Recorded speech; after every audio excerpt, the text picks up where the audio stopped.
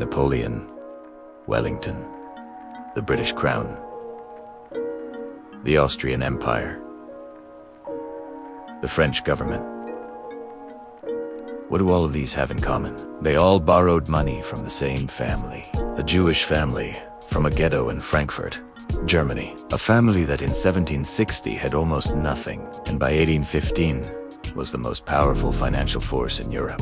The Rothschilds did not build an empire with armies, they built it with money. They financed the wars that shaped the modern world. They bankrolled the governments that won them. They held the debts of nations as casually as you and I hold credit card balances. And for 200 years, they operated largely in the shadows. This is the true story of the Rothschild family, not the conspiracy theory version. The real version, which is, in many ways, more extraordinary than any conspiracy could be. The story begins with one man, Mayer Amsel Rothschild, born in 1744 in the Jewish ghetto of Frankfurt, a cramped, walled neighborhood where Frankfurt's Jewish community was legally required to live. Jews in 18th century Europe faced severe legal restrictions. They could not own land in most places, could not hold public office, could not practice most professions, but they could lend money. And Mayer Amsel Rothschild was extraordinarily good at it. He started as a coin dealer, buying and selling rare coins to wealthy collectors. One of those collectors was Wilhelm IX, the Landgrave of Hesse-Kassel, one of the wealthiest men in Europe. Mayer cultivated this relationship carefully and skillfully over years. And when Wilhelm needed a financial agent, someone to manage his considerable fortune and handle complex transactions across Europe, he turned to Mayer Rothschild. That relationship was the foundation of everything that followed. Mayer had 5 sons, and his genius, the decision that turned a successful Frankfurt banking house into a continent-spanning financial empire, was how he deployed them. He sent each son to a different European financial capital. Amsel stayed in Frankfurt. Salaman went to Vienna. Nathan went to London. Kalman later. Carlin went to Naples. James went to Paris. 5 brothers, 5 cities, 5 banking houses, 1 family, operating as a coordinated network across the most important financial centers in Europe, with a private courier system, faster and more reliable than any government postal service, carrying information, letters, and financial instruments between the brothers, in an era before telegraphs, before telephones, before any instant communication. The Rothschilds had their own private information network.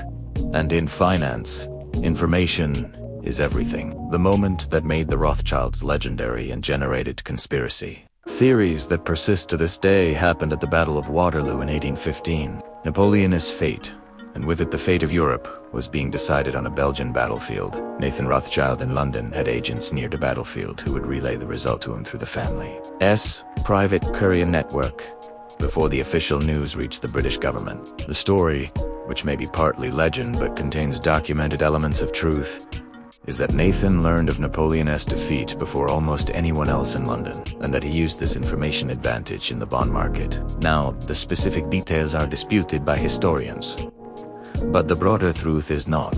The Rothschilds built their fortune in significant part on information advantages, on knowing things before their competitors knew them, on operating a private communication network that gave them a genuine edge. In an era when information traveled slowly, this is not fraud. It is not manipulation in the modern legal sense. It is the logical monetization of a superior intelligence-gathering operation. But it established a pattern that would define the family for generations. By the mid-1800s, the Rothschilds were the largest private bank in the world. They financed Britain's Napoleonic Wars.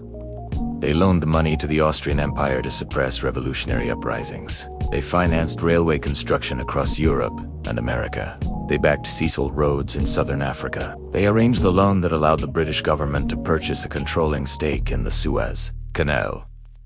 They financed the governments of France, Prussia, Austria, and Britain simultaneously, often all at once, and because they financed all sides, they had a vested interest in wars ending quickly. A long war depletes both sides. Defaults on debt destroys the value of bonds. A short, decisive war with a clear winner who can service their debts, is far better for a banker's balance sheet. Some historians argue this gave the Rothschilds a moderating influence on European conflicts, not out of humanitarianism, but out of financial self-interest.